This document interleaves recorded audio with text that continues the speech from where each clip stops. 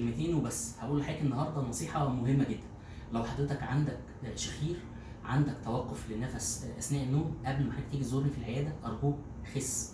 لو حضرتك بتشخر بالليل وانت نايم وبتشتكي من شخير، خس. لو حضرتك بيجيلك خنقه واختناق اثناء النوم، بتصحى حاسس انك تعبان ومرهق، بتحس ان انت لما بتعمل مجهود انك عايز تنام، تركيزك بقى قليل، نشاطك بقى مش مظبوط، كل دي اعراض توقف النفس اثناء النوم، ارجوك خس. قبل ما تفكر ان انت تروح للدكتور. نقص الوزن هو الجزء الاساسي والاهم من العلاج.